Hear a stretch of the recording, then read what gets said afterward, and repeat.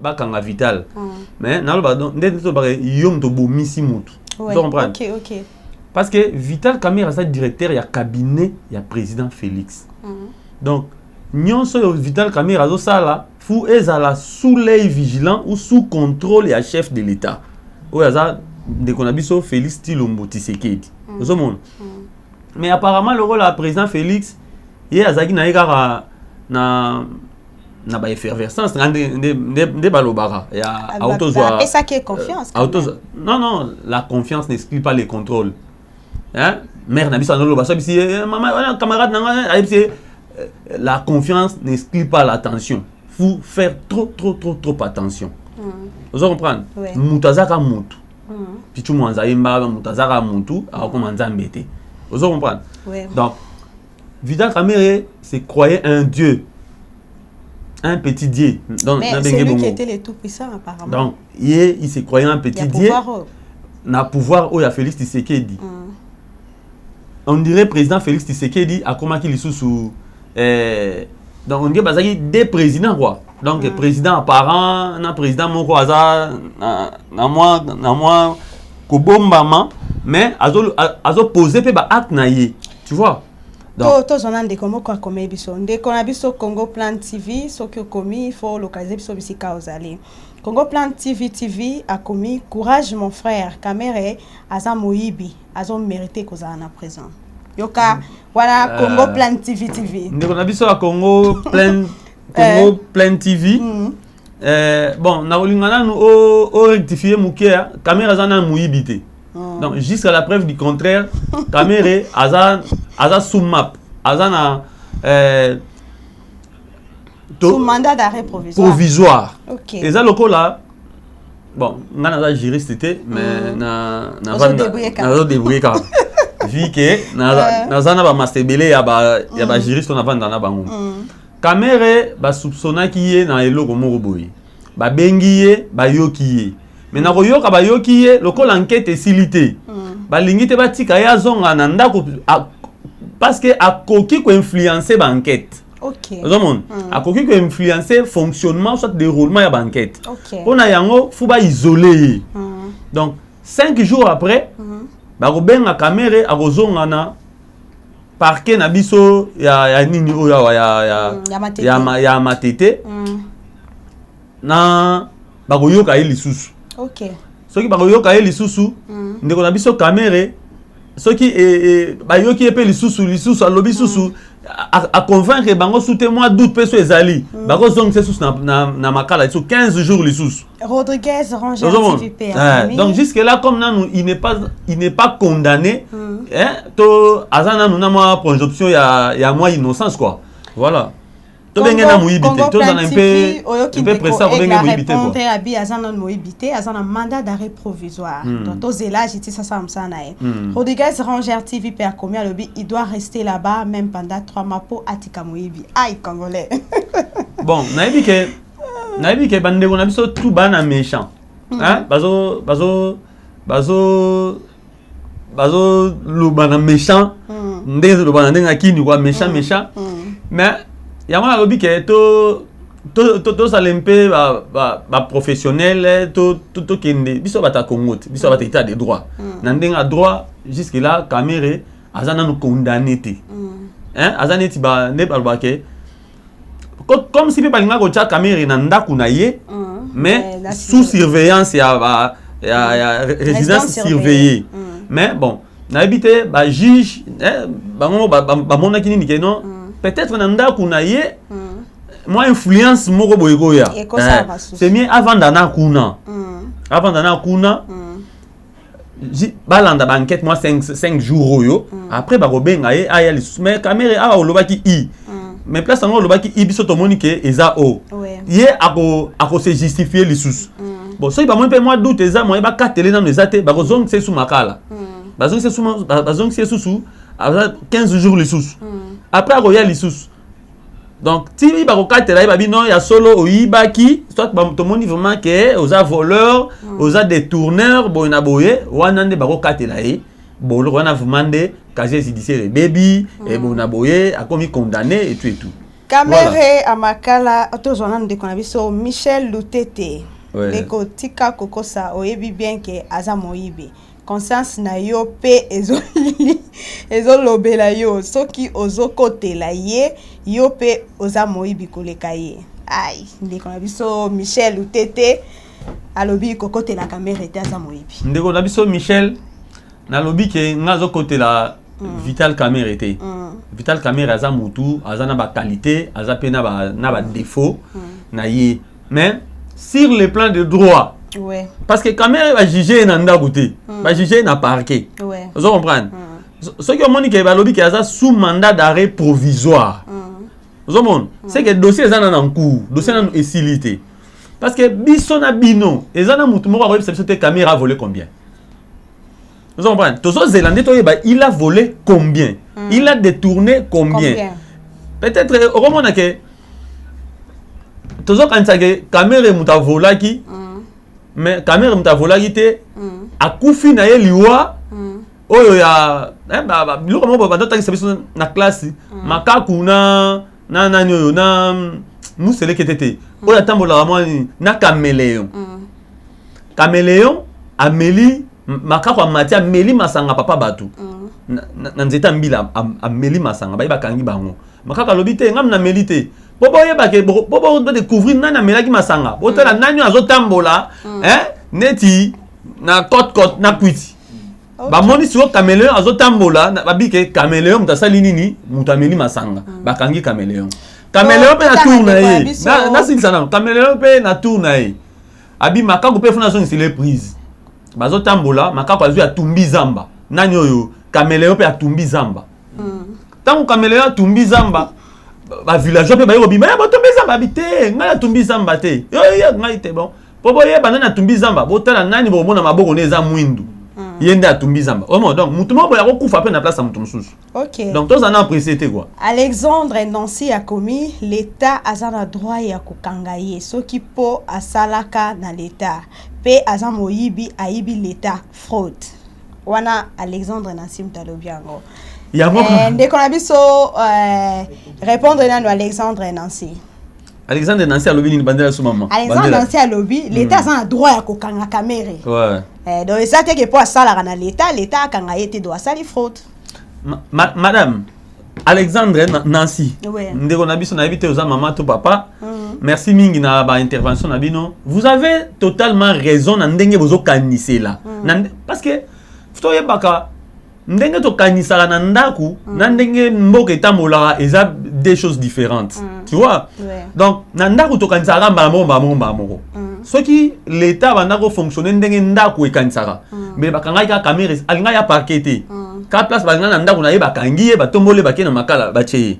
Lokola fonctionnement ya institution ya mboka ezana ndenge nango l'état salela ngo ndenge tambolelaka bomoni tango batindeli papa na biso Vital Caméra invitation ya liboso ezaki na erreur matérielle Vital Caméra ya ko répondre était parce que légalement akoki ko ya ko répondre était parce que erreur ezalaki tango babongisi erreur matériel wana aye à répondre tant à répondre ba juger tant ba juger ba moni moi flou na makambo azoloba ba bi bon dans ce cas yo vanda nana wa en attendant biso to sala enquête donc enquête est en cours et fungami déjà tota siko ndenge mubeko ya mboke lobaka dans 5 jours caméra ya kozonga na 4e ri ba ko sambise lisusu ba landa olobaki awa izaki blé mais blé atomoni yango eza rouge pembe o européen lisusu soki mbala moko ba katelier. So il fait pas monique moi flou so eza bazongi c'est le sous en attendant 15 jours. Tu vois? Et on a dans lingana noté to taxer muibi to c'est la 5 jours. OK. Alexandre Nancy qui va répondre yo. Congo Plan TV a commis sous Salobi mon frère pourquoi le nom de caméra est cité partout pour le détournement ne sois pas l'avocat du diable. Naza avocat diable était pour diable pas alias avocat diable il paraît alias bateau donc on a vu son diable alias avocat alias bateau naza un avocat na été lukela il pas na vitalo pour diable alias mais na lo bana boy donc c'était juste grand poteau c'est comme moi mouké na lobaki na ebandelike ndeko na biso Vital Caméra se croyait être un dieu un petit dieu parce qu'il y a un seul Dieu, un petit Dieu, na débit, il y a pouvoir, il y a Fati. Vous comprenez? Fati a eu pouvoir, na ndenge mboka ezalaka, faut à gérer moi période wana, ti aya ko prêter serment, ti aya ko sala gouvernement, aya ko nommer premier ministre c'est le gouvernement ba prêter serment ti ba banda, faut ça la na bandeko oyo ba travailler na président Joseph Kabila. Oui. Mais tant que président Fati aye, et comme il le la bango na Joseph Kabila, baza binemi ba tomé gérido ba tunyo so ba travailler na Joseph Kabila, on dit ba satana. Donc moyen travailler na bango ezati. Ba moko Vital Kamerhe a commis yemoko ministre de la justice, yemoko ministre intérieur, yemoko ministre de la finance, yemoko makamionso. To yebi ke yemoko azwa décision. Na kombo a chef de l'État a eu décision ba engager mutute, ba révoquer mutute, ba mantia mutu salaire te, ba diminuer salaire te, mouvement moko ya ba gens et ça le matin un ministre à l'époque. Assistant pe ministre moko chef de l'État kuta salagité. Bon on a fait ça parenthèse au nom du chef de l'État. Oui oui. Peut-être on a pas mbongo il a utilisé ça au nom du chef de l'État. Ya on a le bateau zana apprécié. Asambanan. Mais to zongana mwanda musima. Kamerhe lobby bazo memena ya prison à Makala. Ba réaction ya parti politique na ye, ba militant na ye. Ouais. Et puis que ba disperser qui ba on a gaz. Est-ce que vous avez un comportement responsable pour ba militant ya parti moko ba sana leader au hasard intello? Bon, la masse n'a pas une éducation dit-on. Toujours un bon mot. Mais au hasard un peu bon, ah bah nous sommes dans un INC ou dans un côté la caméra et tout, dans un côté la batute, mais ils ont le coup là, bah moni yo moni papa na bino bah mémé na makala, ils ont la fautif, na le papa to maman, papa, ils ont la fautif ou anae vraiment innocent et tout, rouler la gare, mais yo mon amte moi bigé, papa na bino a volume tout, vous comprenez? Donc c'est normal que habitant mais il aurait ça il passe Kobunda entre IDPS na INC comme on a que militant ba bundi vous comprenez wanande ezo sala bien te faut comme un niveau moko ya ko surmonter ba sentiment ba émotion biloko bongo tu vois. Moi je disais quoi na félicitera président Kabila na félicitera qu'est-ce qui a fait que Kabila ou Mela 18 ans il ne parlait pas trop. Ouais. On a constant nanga. Kabila ne parlait pas trop. Abanda yoka ebele. Tanga yoki bo lobby. Il y a assez abongi c'est la stratégie. On le va péter batuna maman ka ba agir. Vous comprenez? Mais batuna biso IDPS côté moko boye faut pas changer comportement.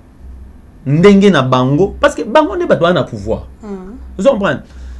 Qui combattant hein lelo bango bako salela ngo na ndenge ba salela lelo te Kamerhe aza collaborateur na bango direct ceux qui lelo baza parti présidentiel baza parti au pouvoir c'est parce qu'il y a eu aussi implication il y a ndeko na biso ya INC au monde donc les années passe il y a INC faut ça passer na bango. C'est comme on dit, on ne fait pas la fête lorsque ça brille chez les voisins. Okay. Et bon, caméra ça voisin na bango direct. Tu vois? Donc jamais ba kokri ko CP là ceux qui caméra azo kende boloko malgré à selon bango a yibi a gérer bien té a détourner et tout alinga ki a induire président Fati na erreur pour mandat et beba makambo nyonso le Obama lobby. Mais il devait avoir ndenge ya ko réagir. Vous monde bitumbe bimi bato ba bundi ba moto etumbami mabanga ba mituka bato mususu parapluie tout ça. Maintenant il y a même tension à Bukavu. Bon, les loto yoki ke kuna na Bukavu ndenge to tanga kaka na nini mundela tshela sur internet que ba militant Kamerhe ba tumbi ba pine ba barricade ba nzela bona bo. Où allons-nous? Tozui ndeko héritier Yanga a commis Monsieur Kamerhe abimaki ou bien azana makala. Ndeko na biso héritier Yanga Kamerhe azana makala abimaki te azana détention provisoire. Michel Lutet azonge biso so a commis mais botika koloba bozala calme justice et ça la pona nini kaka kombo na ye. Voilà. yango nous sommes des journalistes ndeko na yo ndengo zawana ba panzi sango ndeko na biso Michel oza juste pour na ko mema moi lumière parce que au moni comme un immortel ba information na Congo na biso ba zwakango mingi te ba salela mingi rumeur vous comprenez hein ba salela mingi ba rumeur yango biso futo ya na information vraie na place au batu batu bazali bandeko na biso peut-être wana moi nani boyebi mingi te ya information mais na ndenge tozo landela ezana batu ba charger qui Vital Kamerhe donc ça reste maintenant à vérifier biso pe ba makamu na bango wana lokola to na ba preuve te boye quand nga to yoka oh DG ya nani yo a charger oh nani yo ya Robank a charger qui Mutas Africas a chargé Kamerhe donc biso tozo zela to yebite ce qui parquet na mukola suka ba bimisela biso ba preuve que to condamner bino boloba que non parce que les loges comme déjà que non sur Hollandi ba déclaration ya ba membre ya INC na ba député nationaux ya INC oui bazosenga liberté sans condition donc il voulait juste faire pression na justice wana makambo ko salemate la justice elle est indépendante batika ye asala makambo na ye et comme maintenant dans 48 heures tu dois décision décision contre qui parce que juste bino moko bakolo état de droit tu vois bolobaki ndeko Kabila aza nani aza dictateur na sali boye il s'ingère na makama justice biso toza na makamba état de droit oui to betani maboko état de droit oui to moni pe état de droit parce que et salamana nous te que tout le monde va na période ndeko Kabila ndeko Némi aya ko répondre na commission na parlement ba interpeller qui mais akendaka na tribunal te soit na parquet na parquet mais tout le monde qui ndeko na biso Kamerhe directeur ya cabinet ya chef de l'état actuel ba interpeller aye a Sambi bu ba mimi na boloko en attendant nini poursuite ya nini ya excusez ya nini ya dossier hein donc tout le monde qui est état de droit yango oyo Félix Antoine Tshisekedi apronaki oui OK tout le monde yango mais abandika ko frapper proche collaborateur nae mais qui aime bien châtie bien hein qui aime bien châtie bien et la charité bien ordonnée na classe au monde moi na moko boye azalaka vraiment brillant rapidement mais au monde appelle mais c'est afuki bisier vous comprenez donc fou président Félix a prêché un exemple à lobby oyo yanga nzeta mobesu na sali boye et bongo bino ba nzeta oka bino ba DG bino ba PDG bino ba gouverneur bino ba bourgmestre bino ba nani oyo yanga directeur cabinet na sacrifier yete mais na koti makamune te a sacrifier yete non a sacrifier yete a sacrifier yete bon Kamerhe batu ya INC nde ba lobby que chef de l'état a sacrifié mais biso tozo kota na makamona te po to abata justice te tozo na bande kon so mi balé ba to comme ya biso Michel Lutete alobi bien exemple ya papa mais yo moko mwana oyebi bien que papa aza moyibi donc bato ya INC ba yebi bien papa na bango aza mabe wana Michel Lutete ndeko na biso Michel exemple pesaki non ndeko na biso Michel tozo nga vraiment naza tout à fait d'accord na nyonso bokoma na oboya binote mais ngande nazo linga boye bino na ngai tondimana na point moko ke to bengana nu Kamerhe moyibite pona no asilisi ko samba te nazo banga nde makambo yo ebaluka vous comprenez makambo yo ebaluka ebaluka parce que vous comprenez donc to un peu réservé Toi, c'est la caméra sans machine à soupe. Mandat d'arrêt provisoire. Caméra sans machine à Congo soupe. Plan TV a commis, mon frère, IDPS, eza état d'esprit. Lobby na landine, ndenge ba combattant ya INC, bazo beta batu ya moto. Est-ce que IDPS nde akangisi caméra? Eza nde justice, INC eza parti tribal. Abi INC eza parti tribal. Ba beti bata moto. Bon, c'est par rapport à Congo Plan. Par rapport que ngai nazalaka na ibite so nazala pasteur bien nazala nani nalinga kokotela makambo nalinga kokotela batu te ngai nazala kola ngai naza papa moko boye na kotela bana na ngati lokola papa na biso ndokotela nga papa na biso soki ngai na sali ata mabe donc hier okotela nanu nga après akoya ko sanctionner nga na ndako mais nga na sanctionner moi na ngai na miso batana biso non oyo sali en tout cas c'est pas vrai, c'est pas juste donc ngai bongo bande kwa moto babando yembela kamere moyibi akangami moyibi bona boy bazo yemba banzembo ebele yango esalaki bande ko wana kamere yewana moyibi kamere ba yembele na nzembo moko boye nzembo moko boye ya ezaka nzembo ya ba musicien biso normal opesa la biso mbote donc na ndengo zo kene na testament pese la biso mbote bazotanga bandeko nyonso ya politique bakanga bana boloko vous comprenez donc pour na bandeko ya IDPS ba sepelaki mais bandeko yense ba sepelaki te yango monique affrontement salami Félix Mabombo a commis au Congo pas de justice, tous les Congolais dirigent sont identiques. Non, ndeko là je suis selon Félix Mabombo. Ndeko nanga Félix Mabombo.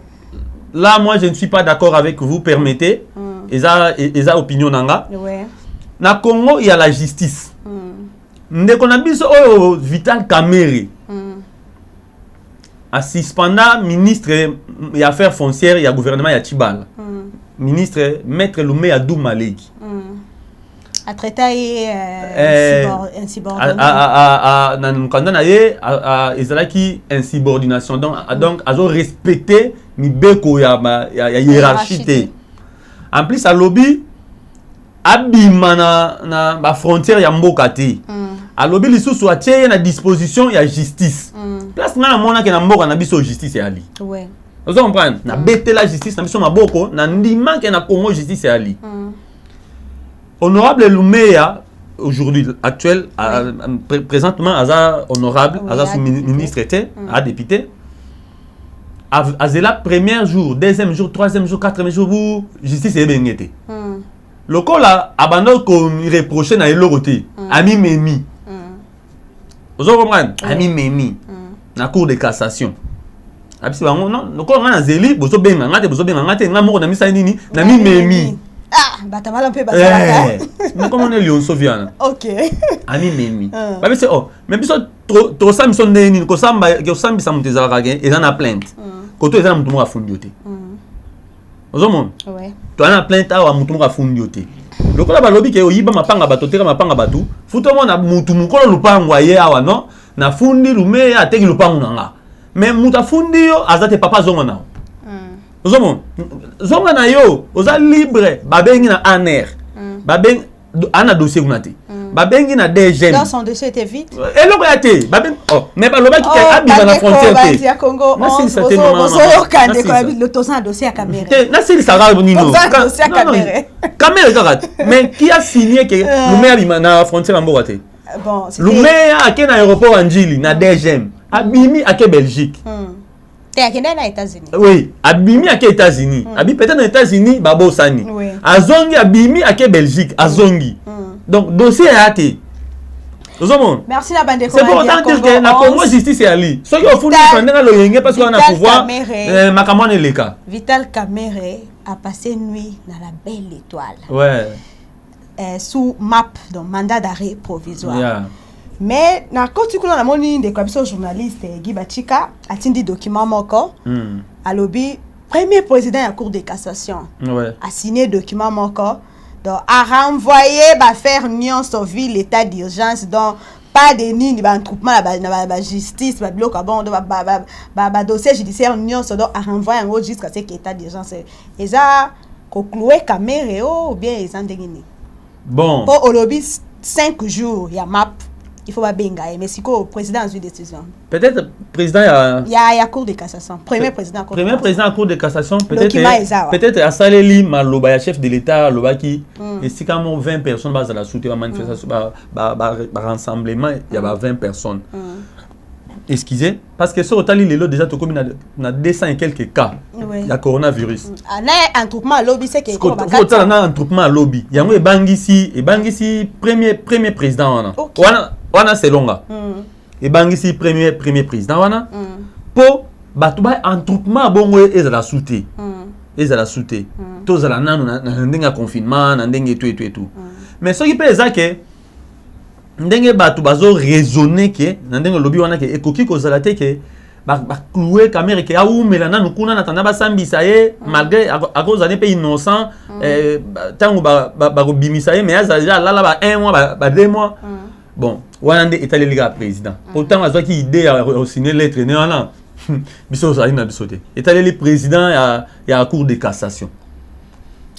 Ndeko la biso Platini Wing a commis franchement a biso na poto tozon di maté caméra azana makala eza ba na bino malheureusement justice na Congo ezate bon oyebi yango bien habito oyebi yango bien coronavirus ezate na Congo bandeko la biso a poto bazon di maté caméra lali na belle étoile ndeko la biso Platini Wing tala rapport mon na ba komo na ba Platini Wing ndeko la biso Platini Wing ndeko na biso Platini Wing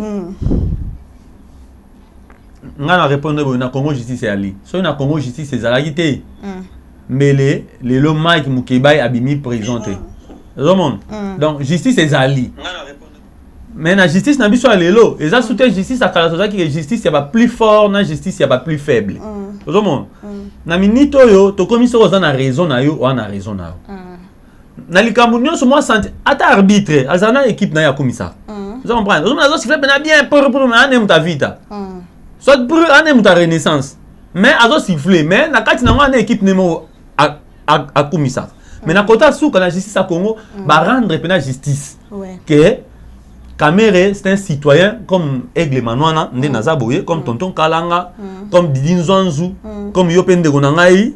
Donc, ce que Sali Mbeba, Barosan Misayo, ce que Zam Mbeba Bamoni Penaboy, Ola la Nana Makala, ce que Bonaboy, Ola la Naparke. Au moins, ma commande de sur Kamere, et ça n'a pas de remoussus sur Banda Kanabana va parquer Kotoyo, Bazola, là, moi 2 jours, 3 jours, 4 jours, avec les Kamuna Bango, avec Kene Makala. Mais, na parqué, na biso ya Niniawa. Il y a matité na 4e rue il y a ba condition té oyo mutu akola la nanana ya monde ke ba isolé na veka kuna ala la nan kuna mais en tant que responsable na éviter ce qui na bouton madame na ya landa qui peut ba sombele chambre ba memele ba drap ba memele bona boye ceux qui bazaki distrait donc ala li ro la mutu nyonso a peine tongo na éviter so ba permettre ba visite ça so exate ce qui est athée donc visite des aratés ma coronavirus donc virus des athées bon il est le là aza prisonnier politique na éviter ceux qui bazana vraiment ba mesure moko ya relaxation na éviter mais ceux qui te vous moulez quand aza peine na liste ya ça n'est pas vous moulez RM Live TV a commis décorer l'aime na passion beauté Vital Kamerhe aza grand stratège et veut que les Congolais donnent leur confiance à Félix Tshisekedi. Est-ce que solo? Bon. La diva, merci. Tomoni publication na yo. Vital Kamerhe batoabe ngaraye caméléon.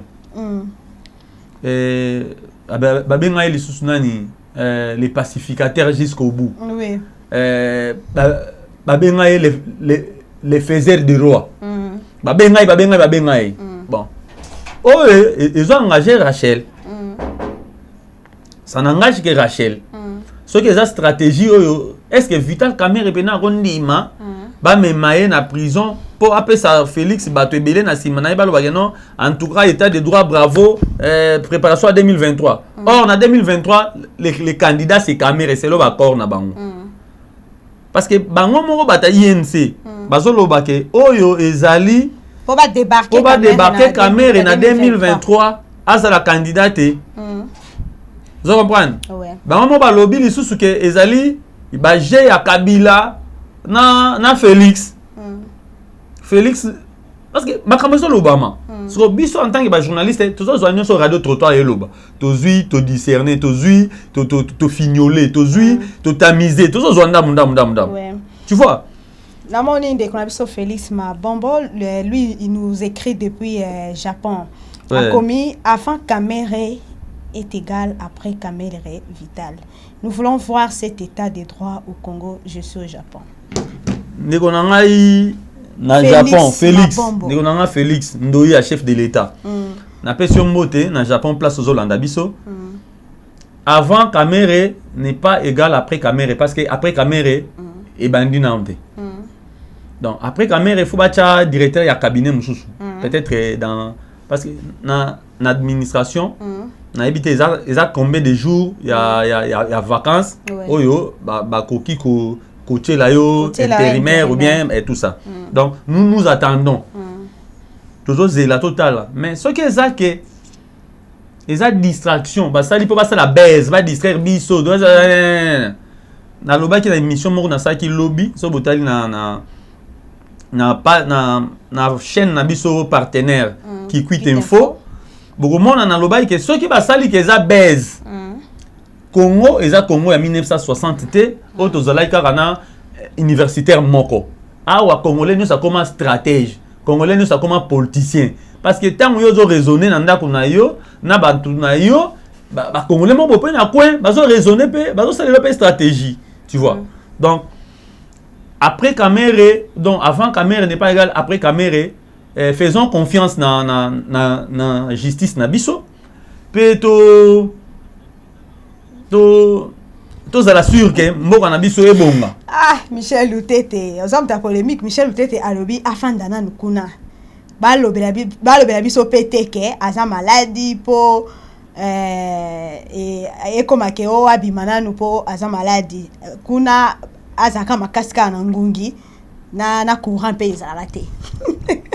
Yango ndeko na biso Michel ndeko na biso Félix ndeko na biso Vital mais a loba maladie au matin parce que aéroport état d'urgence aéroport eza au Kangama ba frontière na biso eza au Kangama bamboka pe bakimela kuna bamboka pe to kimela to yaka et pas ba ndeko na biso Félix kuna na ba Japon ba nini ba côté na kuna pe bino nyoso pe boza pe na ba confinement donc awa so kosi ke oza ya kobela bona boy ba mémoire na ba mama yemo ba nini après 2 jours 3 jours ba zonxio voilà.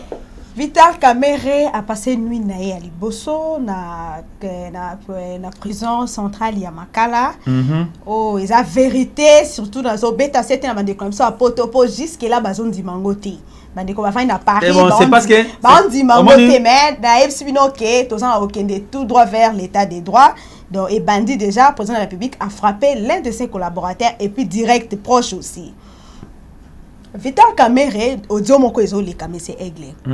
Na kati prison era komaki bakota kina na cellule moko ezaki na plus de 20 personnes. Na ebite soki abimi déjà mais je crois bien azana na cellule wana. Bazo sola kana na zo sola audio ango ezo tamba j'espère yo po yo kiango. Azolo ba peut-être ya ye ko délivrer bango.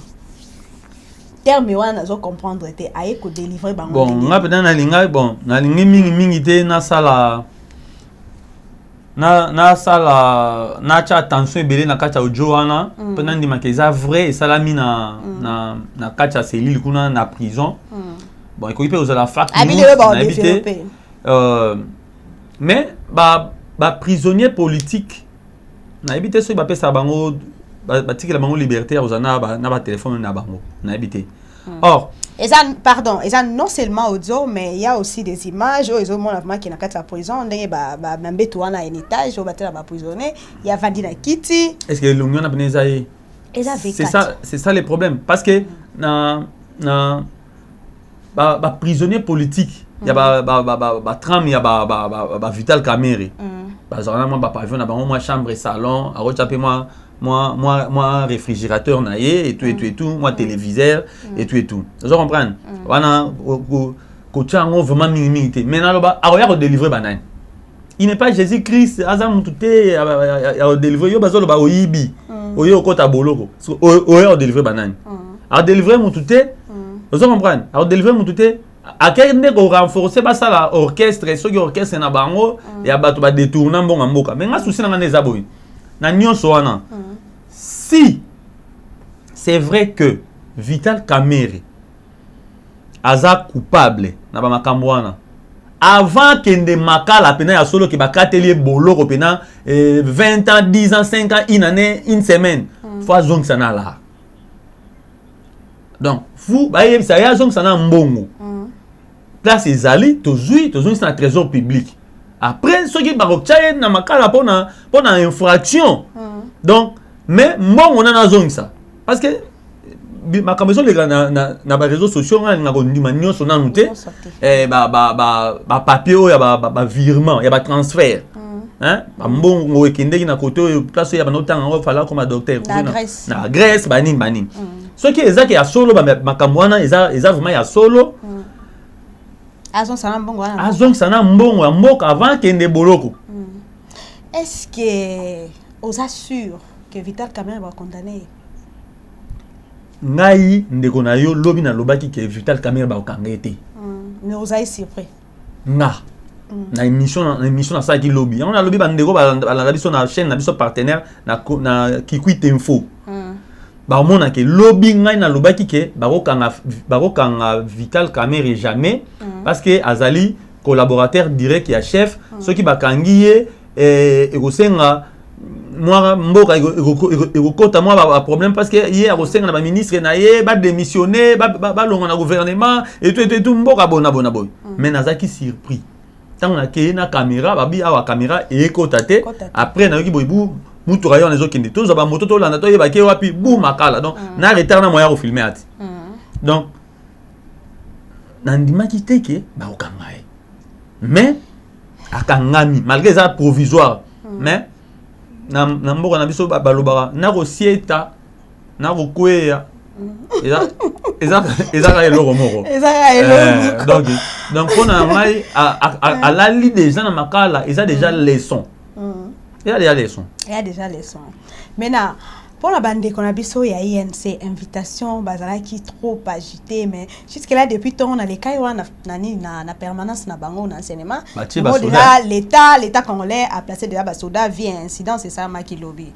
mais na conseil no copie à bango mongana oyebi saka bande qu'on a biso ya INC bazala calme Vital Kamerhe a mutu aza mutu mais il a une vision à cause de la makala a sali 20 ans 30 ans ou combien va okatela ye mais ceux qui bango batikali ini ba sali la vision na ye mais vision oya détourner mbongo à l'état te ba vision oya cahier des charges na bango ya nini ya INC on comprend INC et vous allez toujours en place ba ko évoluer mais ba panzana tende to monaki ba kangizi ndengana biso bemba parti nyon c'est panzani ba komi ba ta PPRD donc bango pe ceux qui Vital Kamerhe ke bakangi bandi mara Vital Kamerhe mta komi bango ba ministre Vital Kamerhe mta komi bango o bango baza ba soutenir ye kaka na paso ye azanango batika la na INC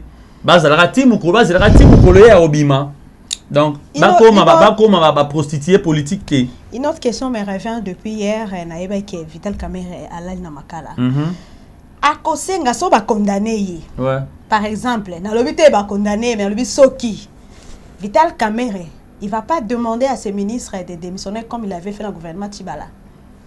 Bon ngai na opese conseil ceux qui bato ba landanga bazana facilité ya ko atteindre ye qui n'ose pas ouais kosenga na ba tunaye ba démissionner na gouvernement bakangi ya individu mais accord ya INC na IDPS atikango malgré na yebi ke bakokoma sous-souté na bakozala sous-souté na tension ya normal mais atik accord parce que hier ça na boloko maintenant là il a besoin d'argent les partis doivent vivre les partis doivent continuer il y a les élections à venir tout ça atika batunaye atik accord na bango na Félix et continuer hier Félix mtakangete parce que lui a signé l'accord avec Félix mais mtakangi eza justice parce que justice c'est à Félix tu vois madame donc atika asenga bango te parce que yé ba longoli été yé ba kangi na justice la justice est makamususu. La présidence de la République est makamususu. Tu vois, il y a justice n'est kangiye. Ba kangiye pona nini? Pona ce qui met gestion, ce qui détournement, ce qui nini oba fondelier. Ça n'a rien à voir na accord na bango que Félix n'a pas respecté. Tu vois? Mais problème de Rosala que ceux qui va condamner casier judiciaire baby ba accord en Nairobi pe baby oh il faut la candidat na bango ya cash na 2023. OK.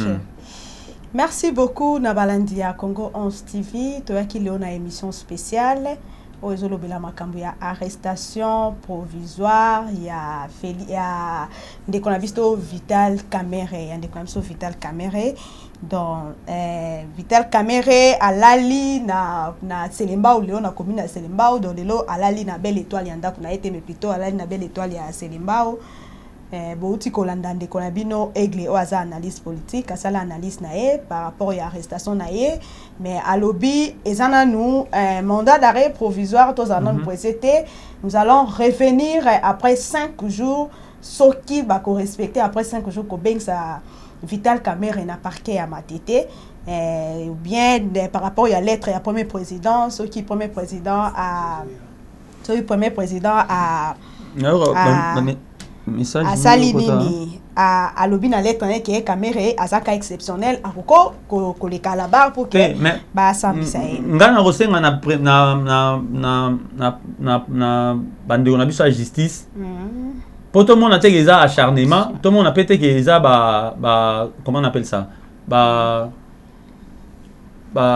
bazo futisa Kamerhe ba masumu mususu ba règlement des comptes de balobaka mesure ya Kamerhe oyo ezala un peu différent na oya lettre oya premier président ya cour de cassation na donc vraiment ya Kamerhe le quoi balobi que ezana ba service minimum oyo salema na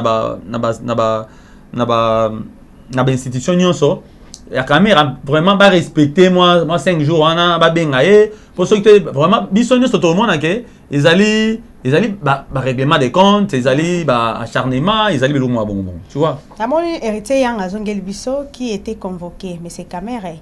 Dans zone du Makate, héritier Yang que Kamerhe était convoqué.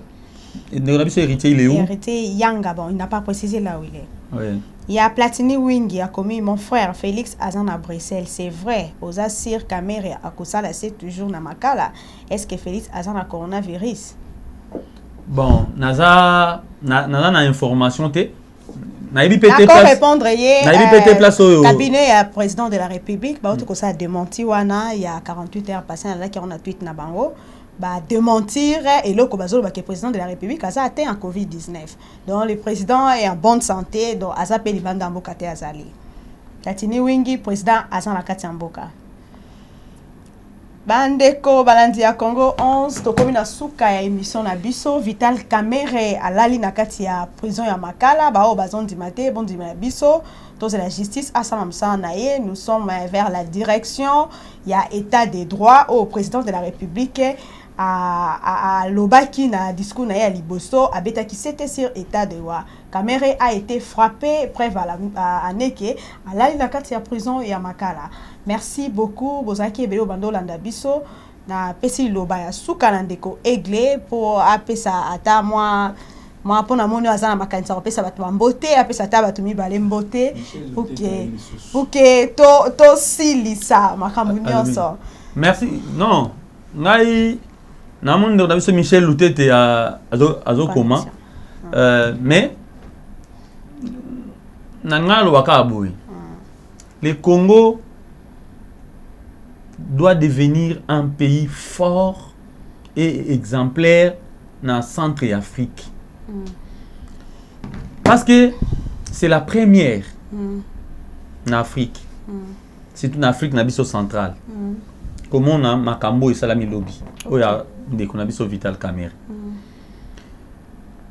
Congo a pesi exemple normalement que élection et Salami président sortant basali remise et reprise na président entrant ou yaza opposition donc pouvoir na nini attendez bato balabano mascarade bango na bango bayokana mais tout le monde a bien alternance c'est ça maka to dimanka Congo lisusu kaka président Fati aye awa tomoni directeur cabinet na ye alali na makala tomoni na conseiller na ye soki anini boye akendeki pe makala ozomona donc Congo ezana ko changeaka to pesa confiance na ba konzi na biso ya mboka na ba institution na biso ya mboka souci na biso ezali Congo est changé ata biso te lelo mais nos enfants ba okuta un Congo fort ozomona.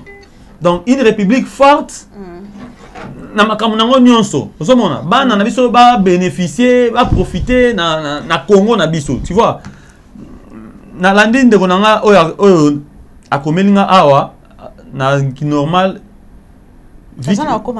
Viki mafuta ouais alobi Kamere ala la kuna ali ambwengi donc venanga Viki Kamere arolia ambwengi ena normal te ana ngo mokili. Donc Kamere eza imprudence na je crois parce que Kamere tango akomi directeur cabinet ya chef de l'état akutaki ministre Thomas Louaka azaki ministre a ITP voilà to lobela ki en lobby azaki ministre a ITP ozomona mais